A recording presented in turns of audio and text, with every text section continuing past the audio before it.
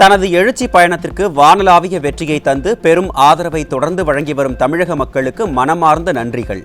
மக்களை காப்போம், தமிழகத்தை மீட்போம் என்ற லட்சியத்துடன் மக்கள் விரோத ஸ்டாலினின் ஃபெயிலியர் மாடல் ஆட்சியை அகற்றவே எழுச்சி பயணம் என அதிமுக பொதுச் செயலாளர் எடப்பாடி கே பழனிசாமி அறிக்கை.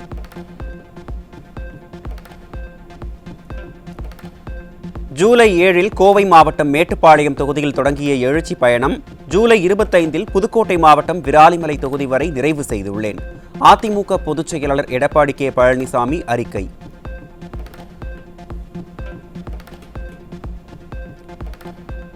இதுவரை கோவை, விழுப்புரம், கடலூர், பெரம்பலூர் உள்ளிட்ட 10 மாவட்டங்களில் 46 சட்டமன்ற தொகுதிகளில் மக்களை சந்தித்துள்ளதாக கழக பொதுச் செயலாளர் எடப்பாடி கே பழனிசாமி அறிக்கை. வெற்றிகரமாக சுமார் 18.5 லட்சம் மக்களை நேரடியாக சந்தித்து அவர்களின் குறைகளை கேட்டறிந்தேன் என்றும் அவர்களின் எதிர்பார்ப்புகளை நிவர்த்தி செய்வேன் என்றும் கழக பொதுச் செயலாளர் உறுதி.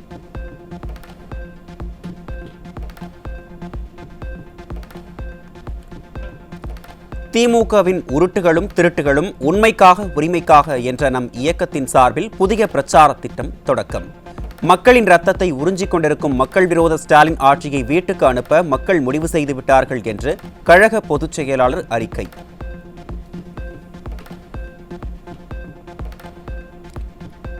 கொடுத்த வாக்குறுதிகளை நிறைவேற்றாத ஃபெயிலியர் மாடல் ஸ்டாலின் அரசுக்கு மரண அடி கொடுப்போம் என்றும் வாரிசு அரசியலுக்கு முற்றுப்புள்ளி வைப்போம் என்றும் கழக பொதுச் செயலாளர் சூளுரை. குடும்ப ஆட்சிக்கு முடிவு கட்டி திமுக ஆட்சியை வீட்டுக்கு அனுப்புவோம் என்றும் அதிமுக பொதுச் செயலாளர் எடப்பாடி கே பழனிசாமி அறிக்கை.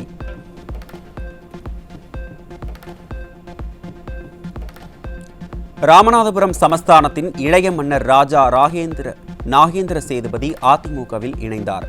சென்னை பசுமை வழிச்சாலையில் உள்ள இல்லத்தில் கழக பொதுச் செயலாளர் எடப்பாடி கே பழனிசாமி முன்னிலையில் தன்னை கழகத்தில் இணைத்துக் கொண்டார்.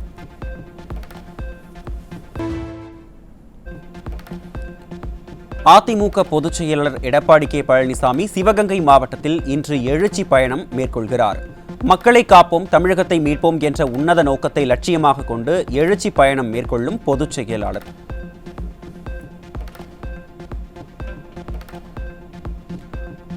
மானாமதுரை, பரமக்குடி, திருவாடானை தொகுதிகளில் அதிமுக பொதுச் செயலாளர் நாளை பிரச்சாரம். மக்களை காப்போம், தமிழகத்தை மீட்போம் எழுச்சி பயணத்தில் மக்களை சந்திக்கிறார் அதிமுக பொதுச் செயலாளர்.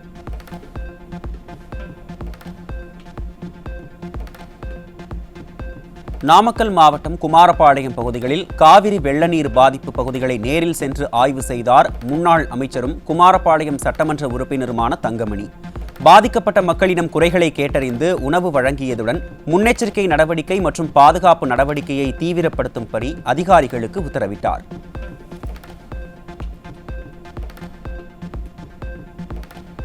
பஹல்காம் தாக்குதலுக்கு பதிலடியாக நடத்தப்பட்ட ஆபரேஷன் சிந்தூர் தொடர்பாக மக்களவையில் சிறப்பு விவாதம்.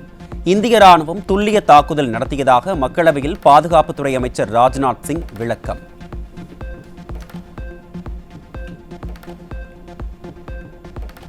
ஆபரேஷன் சிந்தூர் நடவடிக்கையில் பாகிஸ்தானைச் சேர்ந்த சாமானிய மக்கள் யாரும் குறிவைக்கப்படவில்லை என மக்களவையில் மத்திய அமைச்சர் ராஜ்நாத் சிங் பேச்சு.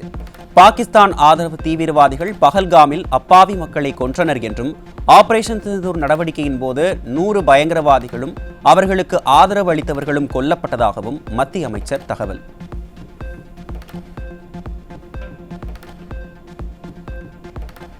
பஹல்காம் தாக்குதலுக்கு மூளையாக செயல்பட்ட லஷ்கர்-இ தொய்பா அமைப்பின் கமாண்டர் சுட்டு கொலை செய்யப்பட்டார். பஹல்காம் தாக்குதலுக்கு திட்டம் போட்டு கொடுத்த முசா உட்பட 3 தீவிரவாதிகளும் ஜம்மு காஷ்மீரில் சுட்டுக் கொல்லப்பட்டதாக மத்திய பாதுகாப்புத்துறை அமைச்சர் மக்களவையில் விளக்கம்.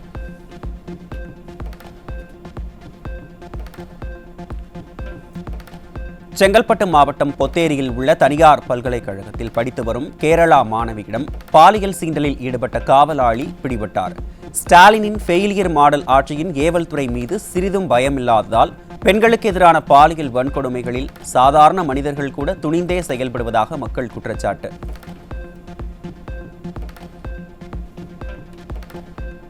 சென்னை திருமங்கலத்தைச் சேர்ந்த கல்லூரி மாணவியை திருமணம் செய்து கொள்வதாக ஆசை காட்டி தங்கும் விடுதிக்கு அழைத்துச் சென்று பாலியல் அத்துமீறலில் ஈடுபட்ட இளைஞர் சிக்கினார். ஸ்டாலினின் ஃபெயிலியர் மாடல் ஆட்சியில் பள்ளி கல்லூரி மாணவிகள் மீதான பாலியல் சீண்டல்களை தடுக்க முடியாத அளவுக்கு ஏவல் துறை முழுமையாக செயலிழந்து விட்டதாக மக்கள் குற்றச்சாட்டு.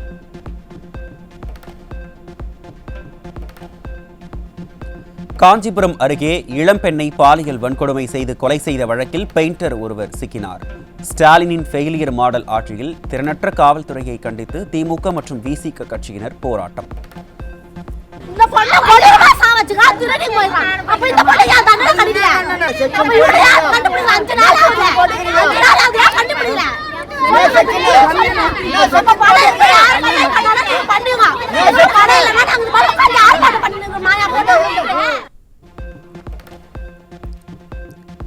திருப்பூர் மாவட்டம் தாராபுரம் அருகே கூலிப்படைகளால் வழக்கறிஞர் வெட்டி கொலை. ஸ்டாலினின் ஃபெயிலியர் மாடல் ஆட்சியில் ஒரே நாளில் அடுத்தடுத்த கொலைகள் நடப்பதால் மக்கள் அச்சம்.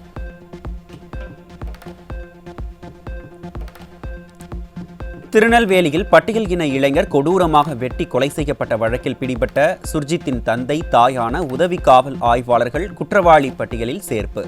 ஸ்டாலினின் ஃபெயிலியர் மாடல் ஆட்சியில் குற்றங்களை தடுக்க வேண்டிய காவல்துறையே குற்றங்களுக்கு துணை போவது கொடுமையின் உச்சம் என மக்கள் ஆவேசம். சென்னை வடபழனி ஆற்காடு சாலையில் குடிபோதை தகராறில் சென்ட்ரிங் தொழிலாளியை அடையாளம் தெரியாத 3 நபர்கள் சரமாரி தாக்கி படுகொலை செய்த பயங்கரம். ஸ்டாலினின் ஃபெயிலியர் மாடல் ஆட்சியில் காவல்துறை கும்பகர்ண தூக்கத்தில் இருப்பதால் கொலை சம்பவங்கள் சர்வசாதாரணமாக அரங்கேறும் அவலம்.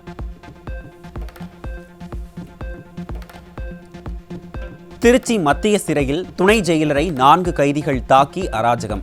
ஸ்டாலினின் ஃபெயிலியர் மாடல் ஆட்சியில் காவலர்கள் மற்றும் சிறை அலுவலர்களை தாக்கும் அளவுக்கு ரவுடிகள் ராஜ்யம் தலை தூக்கி விட்டதாக மக்கள் குற்றச்சாட்டு.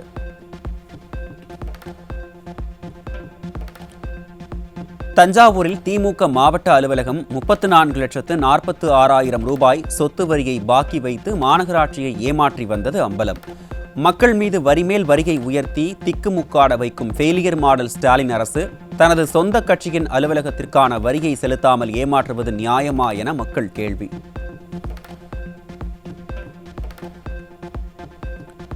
தஞ்சை மாவட்டத்தில் நெல் கொள்முதலுக்கு பயன்படுத்தப்பட்ட லாரிகளுக்கு 2 ஆண்டுகளுக்கான நிலுவை வாடகையை வழங்காத அரசை கண்டித்து லாரி மற்றும் டாரஸ் உரிமையாளர்கள் வேலை நிறுத்தம். ஸ்டாலினின் ஃபெயிலியர் மாடல் அரசின் மோசடியால் தஞ்சை மாவட்டத்தில் நெல் கொள்முதல் பணிகள் பாதிப்பு.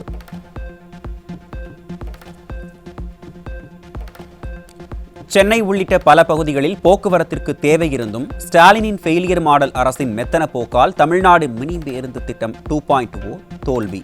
2000 வழித்தடங்களுக்கு அனுமதி அளிக்கப்பட்டும் 50% மேல் தொடங்கப்படாததால் திட்டம் வெற்று வாக்குறுதியான அவலம்.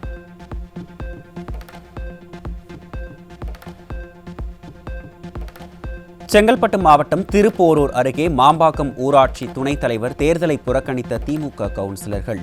உள்ளாட்சி நிர்வாகத்தின் செயல்பாடுகள் குறித்தும் ஸ்டாலின் பெருமை பேசிய உள்ளாட்சியில் நல்லாட்சி மாடல் குறித்தும் பொதுமக்கள் கடும் விமர்சனம். சென்னை கொண்டித்தோப்பில் பல வருடங்களாக சட்டப்பூர்வமாக செயல்பட்டு வந்த கட்டாரியா ஸ்டீல்ஸ் நிறுவனத்தின் கிடங்கினை திமுக ஆதரவு ரவுடிகள் அமைச்சர் சேகர்பாபுவின் தூண்டுதலின் பேரில் வலுக்கட்டாயமாக கைப்பற்றுவதாக குற்றச்சாட்டு. தொழிலதிபர்களை மிரட்டும் திமுக குண்டர்கள் மற்றும் அவர்களுக்கு ஆதரவாக இருக்கும் அமைச்சர் சேகர்பாபுவின் இரும்புக்கர முதல்வர் நடவடிக்கை எடுப்பாரா என்று மக்கள் கேள்வி.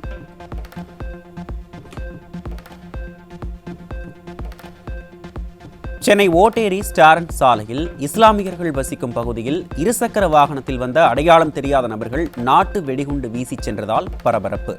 ஸ்டாலினின் ஃபெயிலியர் மாடல் ஆட்சியில் சிறுபான்மையின மக்களுக்கு துளியும் பாதுகாப்பில்லை என எதிர்க்கட்சித் தலைவர் தொடர்ந்து குற்றம் சாட்டி வரும் நிலையில் சென்னையில் நடந்த சம்பவத்தால் பொதுமக்கள் அதிர்ச்சி.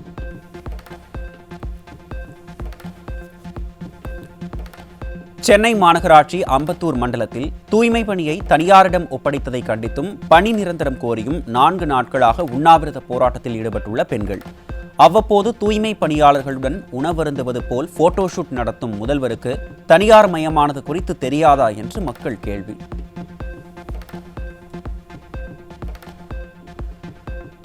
தருமபுரி மாவட்டம் எரக்கொல்லனூரில் புதிதாக டாஸ்மாக் கடை அமைப்பதற்கு எதிர்ப்பு தெரிவித்து ஆட்சியர் அலுவலகத்தில் மனு அளித்த கிராம மக்கள். மதுக்கடைகளை மூடுவதாக கூறி ஆட்சிக்கு வந்த ஸ்டாலினின் ஃபெயிலியர் மாடல் அரசு மதுக்கடைகளை அதிகளவில் திறந்து வருவதாக மக்கள் குற்றச்சாட்டு.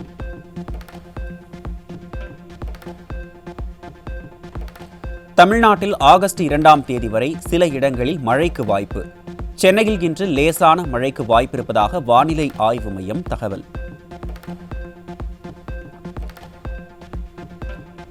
தருமபுரி மாவட்டம் பிலிகுண்டுலுவில் நீர்வரத்து 1.25 லட்சம் கன அடியாக உயர்வு. கர்நாடக அணைகளில் இருந்து நீர் திறப்பு மற்றும் மழை காரணமாக காவிரி ஆற்றில் நீர்வரத்து அதிகரிப்பு.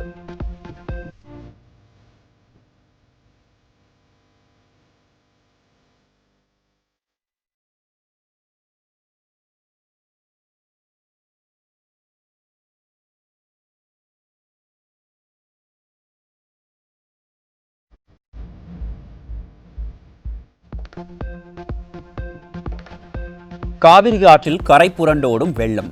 ஒகேனக்கலில் சுற்றுலா பயணிகள் குளிக்கவும் பரிசல் இயக்கவும் 3வது நாளாக தடை விதிப்பு.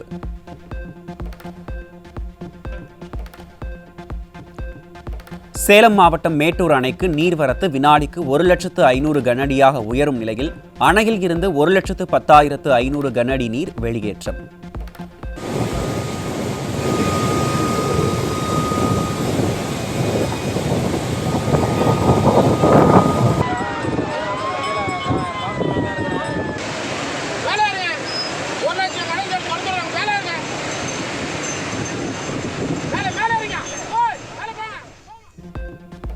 காவிரி கரையோர மக்களுக்கு வெள்ள அபாய எச்சரிக்கை.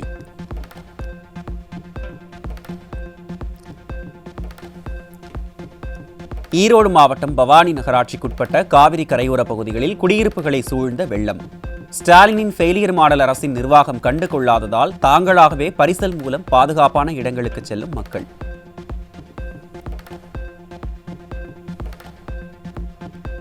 மேட்டூர் அணையில் இருந்து காவிரியில் 1 லட்சம் கன அடிக்கு மேல் தண்ணீர் திறக்கப்பட்டும் மயிலாடுதுறை மாவட்டத்தில் தண்ணீர் இல்லாமல் பயிர்கள் காய்ந்து வரும் அவலம். ஸ்டாலினின் ஃபெயிலியர் மாடல் அரசு வாய்க்கால்களை தூர்வாராததே பயிர்கள் கருக காரணம் என விவசாயிகள் குற்றச்சாட்டு. வாய்க்காலில் தண்ணி ஃபுல்லாக நிற்கிது. மேட்டூரில் தண்ணி திறந்து இதுவரையிலும் தண்ணி பாசன தண்ணியை வடிகாலில் போகிற லெவலில் இருக்குது. எங்களுக்கு கடமிட பகுதி எங்களுக்கு தண்ணி இதுவரையிலும் வந்து பாயவே இல்லை. அதுலேயும் பயிரை பாருங்கள், இந்த பயிர் காஞ்சி போய் கிடக்கு. இதுக்கு பாசனத்துக்கு எங்களுக்கு வழியே இல்லாமல் இருக்குங்க. இந்த பாசன வாய்க்காலை தூர்வாரி கொடுக்கறதுக்காக தமிழக அரசு நடவடிக்கை எடுக்கணும். பவானிசாகர் அணையில் இருந்து உபரி நீர் திறக்கப்பட்ட நிலையில் பவானி காளிங்கராயன் அணைக்கட்டில் வெள்ளப்பெருக்கு. காவிரி கரையோர பகுதிகளில் வசிக்கும் மக்களுக்கு ஃபெயிலியர் மாடல் அரசின் அதிகாரிகள் முறையாக எச்சரிக்கை விடுக்கவில்லை என்று குற்றச்சாட்டு.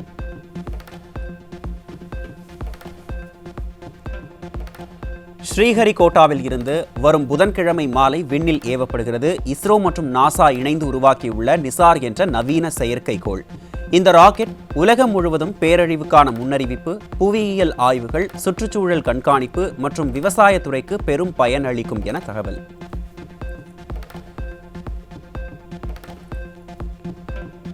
ஜம்மு காஷ்மீரில் பதுங்கியிருந்த 3 பாகிஸ்தான் தீவிரவாதிகள் சுட்டுக்கொலை.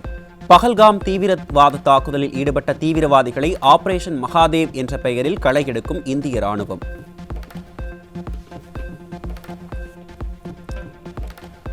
ஜார்ஜியாவில் நடைபெற்ற மகளிர் உலகக்கோப்பை செஸ் போட்டியில் 19 வயதே ஆன இந்தியாவின் திவ்யா தேஷ்முக் பட்டம் வென்று அசத்தல்.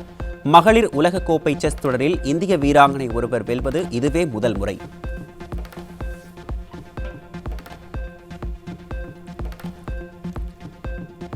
நடிகர் சூரியின் மாமன் திரைப்படம் OTTயில் வரும் 8ஆம் தேதி ரிலீஸாக உள்ளதாக அறிவிப்பு. பிரசாத் பாண்டியராஜ் இயக்கத்தில் உருவான திரைப்படம் திரையரங்குகளில் 48 கோடி ரூபாய் வசூலித்ததாக தகவல்.